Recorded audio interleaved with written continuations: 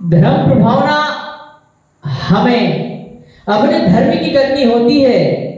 वह धर्म हमें अपनी आत्मा में समाहित करना होता है। धर्म वह है जिसकी वजह से हम प्रसन्न रहते हैं और दूसरे भी प्रसन्न रहते हैं, मोक्ष मार्ग के रास्ते पर जाया करते हैं। धर्म प्रभावना बंधुओं,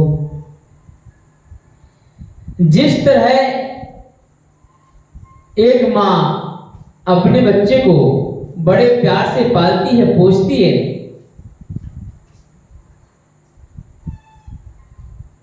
और अपने बच्चे को आगे पढ़ाती है, आगे बढ़ाती है, उसी तरह हमें अपनी आत्मा को पालना पोसना चाहिए। हमें शरीर को नहीं, शरीर अलग है, आत्मा अलग है, आत्मा को पालना पोसना चाहिए। जो शरीर है वह एक दिन समाप्त हो जाना है। शरीर हमारा नहीं है, शरीर तो समाप्त होना ही है। शरीर नहीं बचेगा, शरीर समाप्त ही होना है। कहा गया है, माँ तेरे दूध का हमसे अदा क्या होगा, माँ तेरे दूध का हमसे अदा क्या होगा। मतलब क्या है इसका? बंधुओं, माँ हमें दूध पिलाकर के बड़ा करती है, पर एक जन्म देने वाली माँ होती है और दूध पिलाने वाली माँ दूसरी भी है, जो गाय माता है, जिनका हम दूध पी करके बड़ा होते हैं। और एक बार हम आपको और कहें, माता पिता की सेवा हमें हमेशा करनी चाहिए। माता पिता हमारे जीवन में बहुत ही अहम भूमिका निभाते हैं।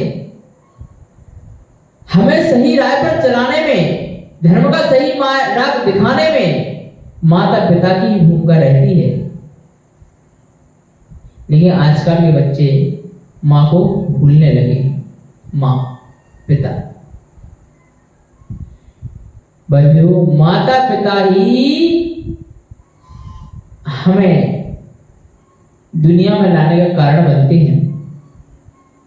मनुष्य पर्याय मिली जो आपको, माता पिता की वजह से ही मिली है, वरना पता नहीं कौन सी तिरियां चरती में हम लोग होते। धर्म मिला है वो कुल में जन्म लेने से मिला है कि जैन कुल में जन्म मिल गया।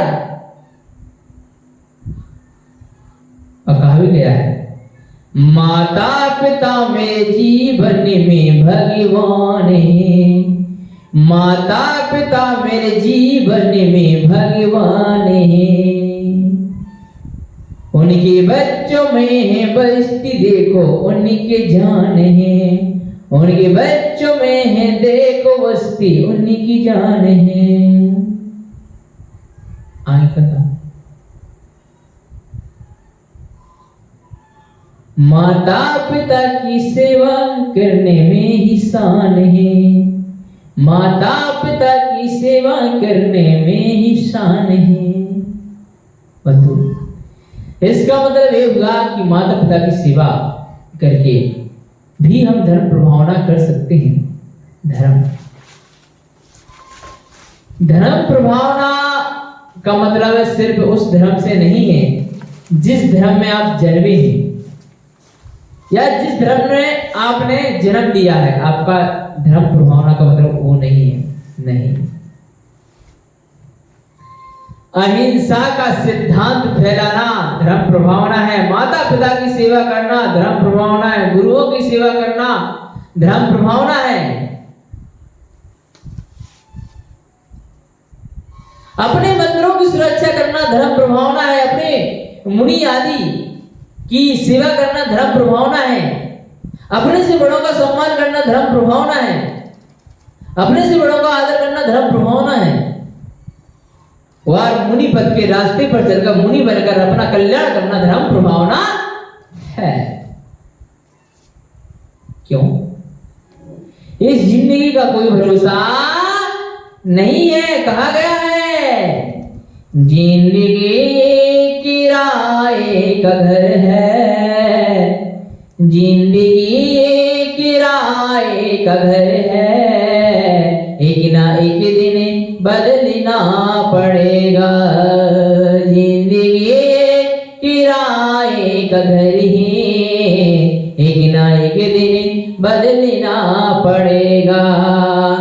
मौत जब तुझको आवाज देगी, मौत जब तुझको आवाज देगी, मौत जब तुझको आवाज देगी, तुझको घर से निकलना।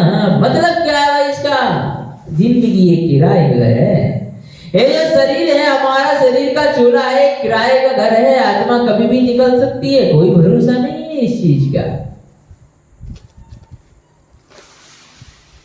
जब शरीर में से आत्मा कभी भी निकल सकती है, फिर मृत्यु किस बात का डर है? भय मृत्यु का क्यों डर है? भ्रम प्रभावना। बाहुबली भगवान ने 1 साल कठिन तपस्या की, कठिन तपस्या की। बेले चढ़ गई लेकिन वो अपनी जगह से नहीं हिले। पारसनाथ भगवान ने बहुत कठिन तपस्या की। कमठ ने कितना भी उत्सर्ग किया, लेकिन वो टस से मस नहीं हुए। बंधु, उनके अंदर सहन शक्ति तभी आई जब उन्होंने अपने आप को निखारा, अपने आप को आगे बढ़ाया, अपने अंदर समता के भाव रखे। जरा विचार कीजिए,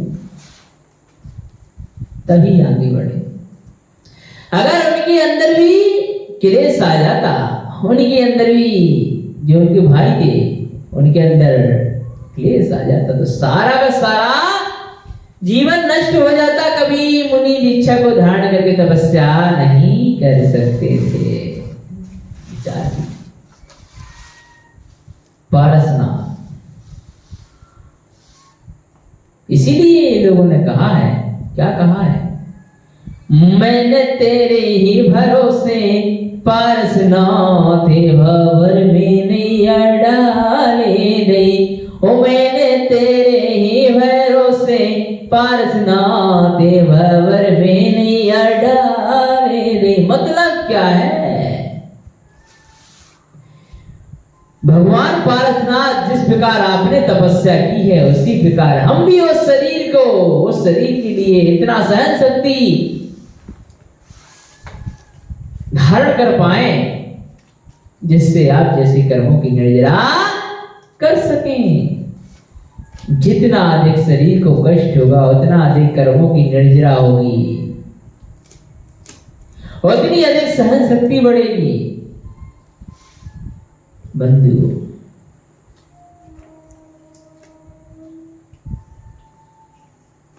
सहन शक्ति,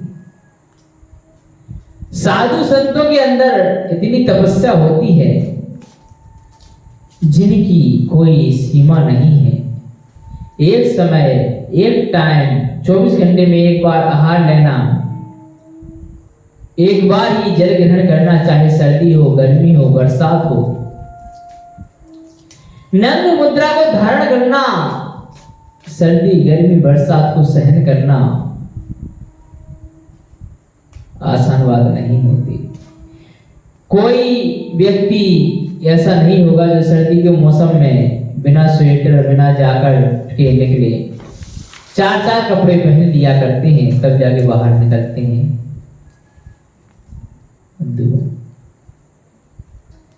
धर्म प्रभावना, हमारे आज मुनि है, गुरु है, तभी धर्म प्रभावना चल रही है। हम सही धर्म का हमारे पकड़े हुए हैं क्योंकि हमें उपदेश देने के लिए हमारे गुरुजन हैं। आचार्य विद्यासागर जी महाराज, ब्रह्म सागर जी महाराज, प्रमुख सागर जी महाराज, व्यास सागर जी महाराज, अनुभव सागर जी महाराज, प्रज्ञ सागर जी महाराज, सौभाग्य सागर जी महाराज। जरा विचार, हमारे गुरुजन हैं, तब हो जाके हम क्या कर पा रहे हैं? सही रास्ते पर चल पा रहे हैं। उपदेश देने वाले अगर मुनि नहीं होंगे, अगर गुरु नहीं होंगे, तो हम किसके बताए गए रास्ते पे चलेंगे? स्वाध्याय तो हमें कभी करना ही नहीं। उपदेश देने वाला कौन बचेगा? आजकल के स्कूलों में संस्कार का पाठ नहीं पढ़ाया जाता है, सिर्फ कमाने का पाठ पढ़ाया जाता है, अपना काम बनाने का पाठ पढ़ाया जाता है। कोई एमबीए करता है, मार्केटिंग में एमबीए करता है, तो उसको ये सिखाया जाता है कि 10 रुपए की चीज 100 रुपए में कैसे बेचनी है, किस प्रकार ग्राहकों को बेवकूफ बनाना है। ये नहीं सिखाया जाता कि बाकायदा हमें ईमानदारी से कार्य करना है, नहीं। सिखाया यही जाता है किस प्रकार से बेवकूफ बनाना है, किस प्रकार से 10 रुपए का सामान 100 रुपए में बेच करके आना है। सामने वाला भले ही बेवकूफ बन जाए, हमारी तो ये मार्केटिंग है, हमने एमबीए किया है। पढ़े लिखे लोगों का ये दायित्व है, विचार कीजिए। पढ़े लिखे लोगों का ये दायित्व है कि 10 रुपए की चीज 100 रुपए में बेचना, ये सिखाया जा रहा है स्कूलों में, कॉलेज में? नहीं, गलत है। उन्हें ये सिखाया जाना चाहिए कि जितना भी खाओ ईमानदारी के साथ में खाओ, ईमानदारी के साथ में रहो, सत्य की राह पर चलो, कभी भी उसके अंदर अशांति नहीं रहेगी। वो लोग क्या करते हैं? मार्केटिंग करते हैं, लेकिन शांति के साथ, प्रसन्नता के साथ जीवन यापन नहीं कर पाते। फ्रस्ट्रेट में रहते हैं, फ्रस्ट्रेशन में रहते हैं, साथ में टेंशन इतनी रहती है, एक अलग से अलग टास्क आता है। छोटा सा टास्क पूरा हुआ, नया टास्क जुड़ जाता है, नया टास्क पूरा हुआ, उसके अगले वाला और बड़ा टास्क जुड़ जाता है। बंधुओं, जरा विचार कीजिए, हमें खुद को भी सही रास्ते पर चलना, साथ में दूसरों को भी सही रास्ते पर चलाना है। और क्या कहना है?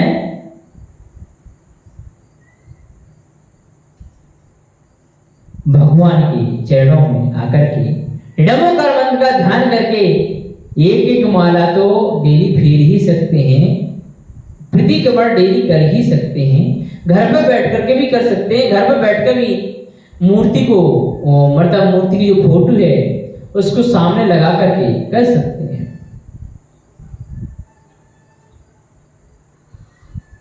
क्यों? जरा विचार कीजिए।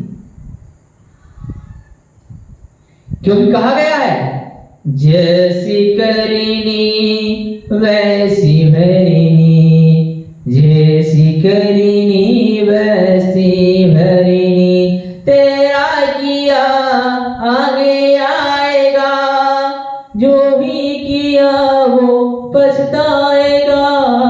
सुख दुख है क्या संसार में, जैसी करीनी वैसी भरिनी, जैसी करीनी वैसी। मतलब क्या है? वैसी भरिनी। जैसा आप कार्य करोगे फल आपको वैसा ही मिलेगा। कर्म किसी के भी नहीं कट सकते, कर्म कोई किसी को नहीं बख्शता भाई।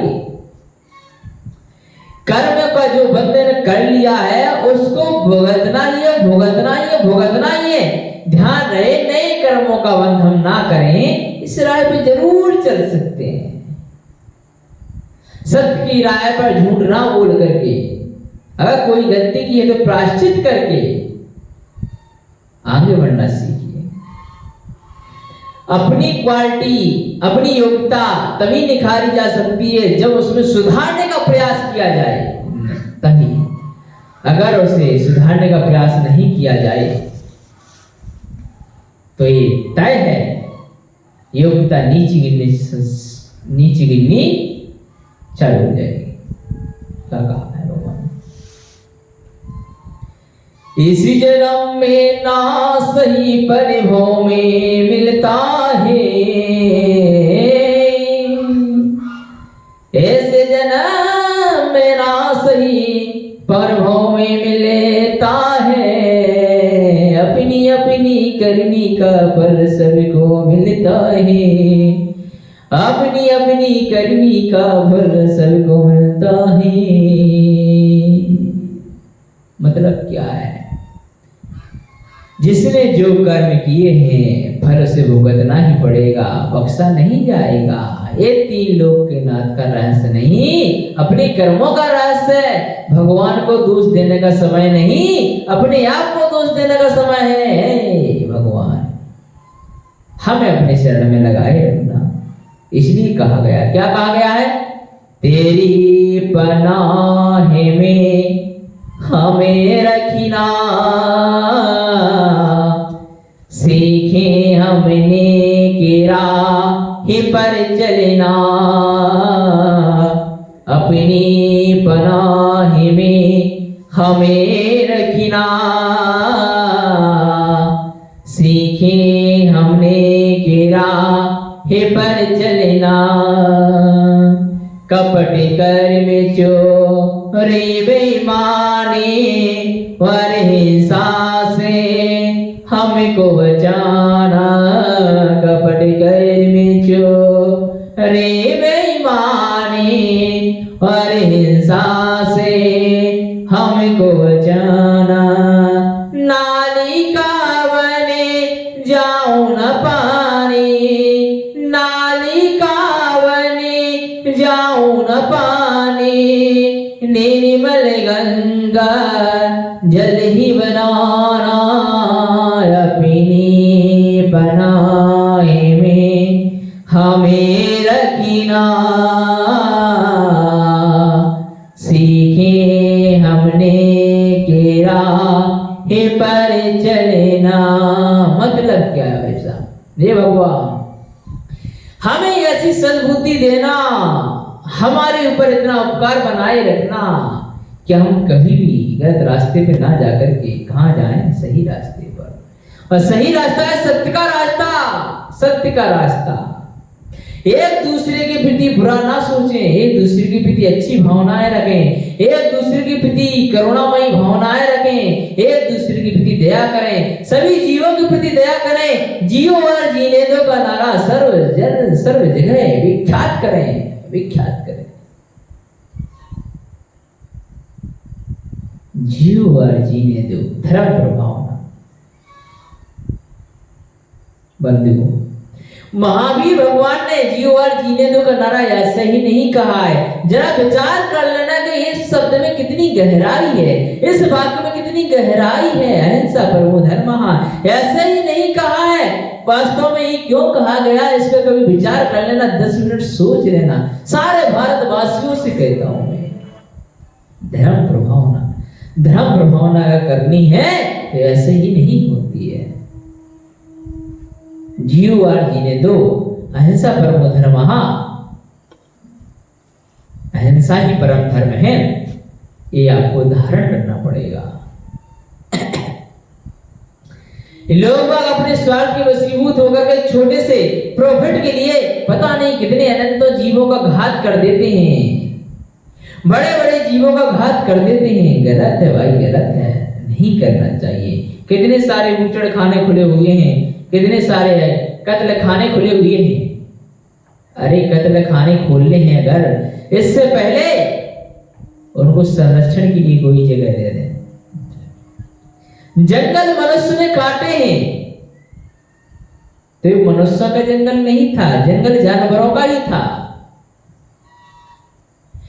मनुष्य ने उन्हीं की चीज ली है। मनुष्य ने पेड़ों को काटे, पेड़ चिड़ियों के थे, पंछियों के लिए थे। नहीं, मनुष्य कितना दगाबाज है, जरा विचार कीजिए। मनुष्य ने दूसरों के साथ बुरा किया है, पशु पंछियों ने हमारे साथ बुरा नहीं किया है। जरा विचार करना मेरी बात पर।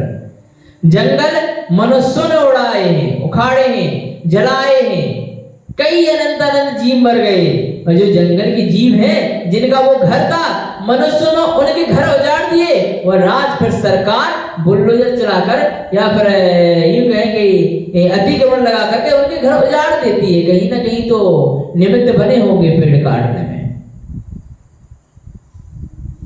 पंछियों के रहने का आशियाना पेड़ ही है और पेड़ के पेड़ निकाल दिए, पंछी कहाँ रहेंगे? जरा विचार कीजिए। जब आप किसी का घर अगर बना नहीं सकते तो बिगाड़ना नहीं चाहिए, मिटाना नहीं चाहिए, आपको कोई अधिकार नहीं है। जियो और जीने दो का नारा ऐसा ही नहीं दिया है। विचार कर ले जरा। फिर आपके घर मिटाए जाते हैं, वो कर्मों का फल होता है। कहीं ना कहीं आप निमित्त बने होंगे उस चीजों में, आपने दूसरों का घर उजाड़ा होगा, तब फिर आपके घर मिटाए जाते हैं। या फिर घर मिटाए नहीं जाते हैं तो आपका घर इतना मजबूत नहीं रह पाता है कि बारिश को सहन कर पाए, और कई बार आपका घर गिर जाता है, ढह जाता है। कई बार ऐसा हो जाता है पुराने ही घर में जीवन व्यतीत हो जाता है, कोई फैसिलिटी वाला घर अरेंज नहीं हो पाता है। कहीं ना कहीं तो निमित्त बने हैं, ये हमें सोचना पड़ेगा। व्यक्ति को चाहिए कि पेड़ काटने की वजह ज्यादा से ज्यादा लगाए। अगर कोई जगह ऐसी है जहां पर पेड़ काटना अनिवार्य है, तो अगर एक पेड़ काटना पड़े तो उसकी जगह 10 पेड़ लगा करके पहले तैयार कर ले प्रायश्चित के रूप में। तब मेरे कहने का मतलब है कि सभी जीवों की रक्षा करना हमारा कर्तव्य है। हम कर्तव्य को भूल करके उनका घर ही उजाड़ रहे हैं, पेड़ काट रहे हैं।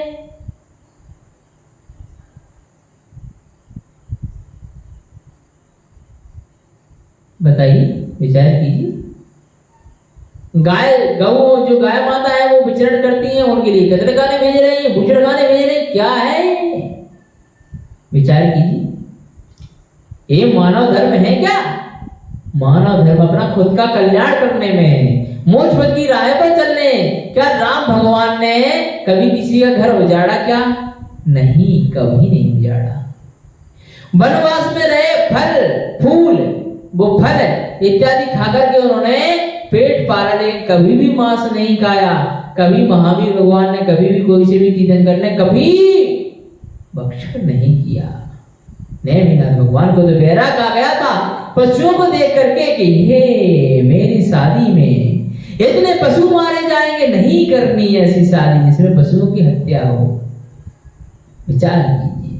और आज के लोग आसान सौगात में मर रहे हैं, होटलों में जाते हैं, 20 लाख 25 लाख 50 लाख रुपए खर्च करते हैं, शादी विवाह पार्टी में सारा का सारा पैसा उड़ाते हैं। उसमें मांसाहारी भी होता है और शाकाहारी भी होता है। ये क्या तरीका है भाई?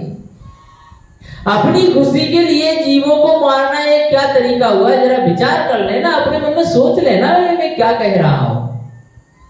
मैं ज्यादा विद्वान तो नहीं हूं, मेरे अंदर मैं जो कह रहा हूं वो मेरे भगवान शांतिनाथ भगवान की किरणों द्वारा मेरे पास प्रसारित हो रहा है।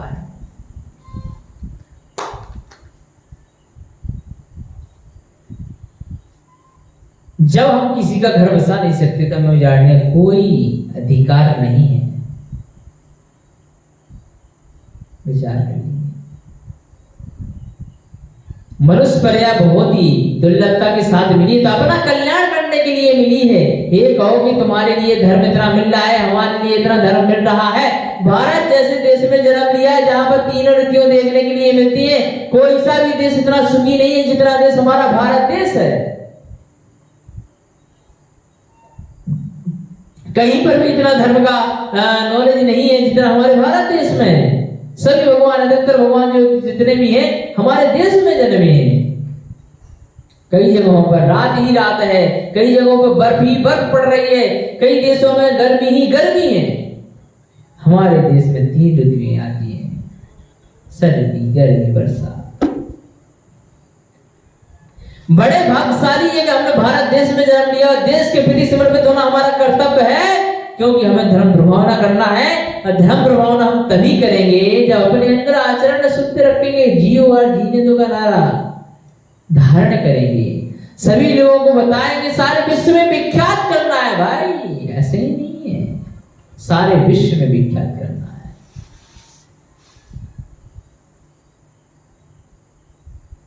क्योंकि कहा गया है, क्या कहा गया है? नहीं चाहिए दिल दुखाना किसी का, नहीं चाहिए दिल दुखाना किसी का। सदा ना रहा है, सदा ना रहेगा जमाना किसी का। नहीं चाहिए दिल दुखाना किसी का। कुछ लोग यहाँ की बातें वहां किया करते हैं, वहां की बातें यहाँ किया करते हैं, वे आग लगाने का कार्य करते हैं। गलत है, गलत है, सरासर गलत है, कभी नहीं करना चाहिए। अपने अंदर एक बार बार झांक करके जरूर देख लेना चाहिए कि वास्तव में अगर हम यहाँ की बात वहाँ झूठी बात अगर यहाँ की वहाँ कर रहे हैं तो क्या है इसका मतलब, क्यों हम ऐसा कर रहे हैं, गलत है, नहीं करना चाहिए। वह कार्य वह नीति कभी नहीं अपनाना चाहिए जिससे किसी का अहित हो, वह नीति कभी नहीं अपनाना चाहिए, कभी नहीं, गलत है। आज किसी के साथ आप कर रहे हैं तो कल दूसरे लोग आपके साथ करेंगे, पक्का है, 100% है।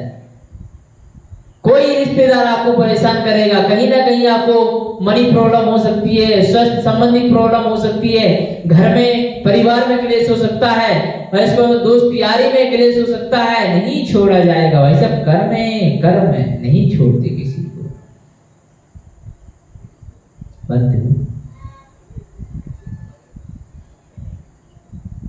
क्या कहा है, जो हमारी बोलने की कला होती है वही अद्वितीय होती है, उसी के कारण ही व्यक्ति 10,000, 20,000, 50,000, 60,000, 70,000 रुपए पर मंथ कमा पाता है, लाखों रुपए में पर मंथ कमाता है, प्लस बोलने की कला होनी चाहिए। ज्ञान है लेकिन उसको एक्सप्लेन करने का तरीका नहीं है तो क्या मतलब होगा। वाणी ऐसी बोलिए मन का पाखो,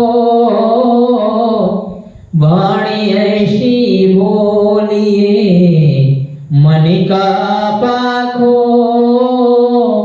वारों को शीतल करे खुद भी शीतल हो रे भैया, खुद भी शीतल हो। मतलब क्या है भाई साहब, वाणी ऐसी बोलिए, अगर हम सभी से प्रेम से बोलेंगे तो हमारा कल्याण होगा, अगर हम किसी से प्रेम से नहीं बोलेंगे तो हमारा कल्याण नहीं होगा। क्या कहा गया है सुनिएगा, जीवन ही पानी की बूंद कब मिट जाए रे, जीवन ही पानी की बूंद कब मिट जाए रे,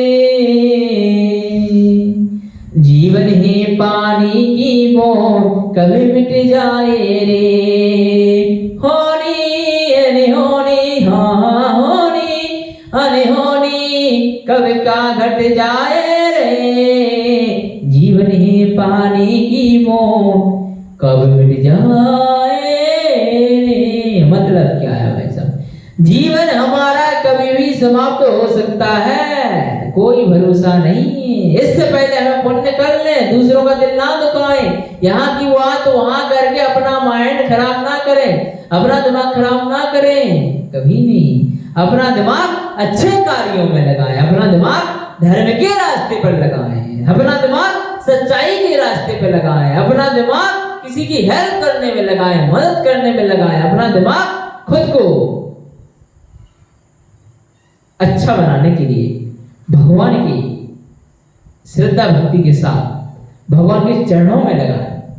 कहा गया है, इतनी कृपा मेरे प्रभु बनाए रखीना, इतनी कृपा मेरे प्रभु बनाए रखीना, मरते दम तक सेवा में लगाए रखीना, इतनी कृपा मेरे प्रभु बनाए रखीना, मरते दम तक सेवा में लगाए रखीना, मेरा जी तू राजी भगवान। क्या कहा, मेरा जी तू राजी भगवान, और किसी का क्या कहना, तेरे दर पे आए हैं बचाए रखीना, तेरे दर पे आए हैं बचाए रखीना, मरते दम तक सेवा में लगाए रखीना। मतलब क्या है भाई साहब, हे भगवान, मरते दम तक हम आपकी सेवा करते रहे, मरते दम तक हम आपके दर्शन करते रहे, मरते दम तक हम आपके चरणों में रहे, हमारा समाधि मरण हो, हम यहाँ वहां ना भटके।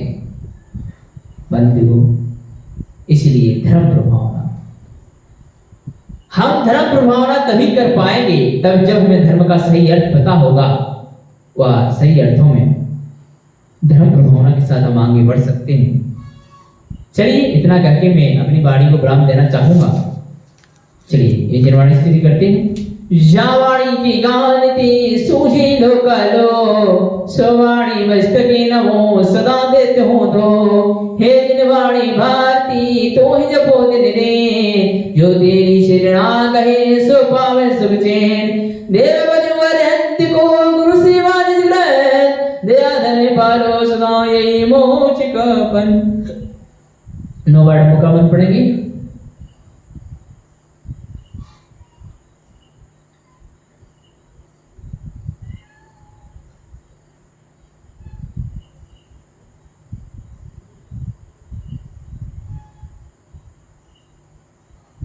बोली श्री दिवाली दिव्य श्री आदिनाथ भगवान की जय।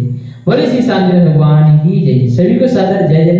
ज्ञान दानम गुरुकुल परिवार की तरफ से सभी को सादर जय जय।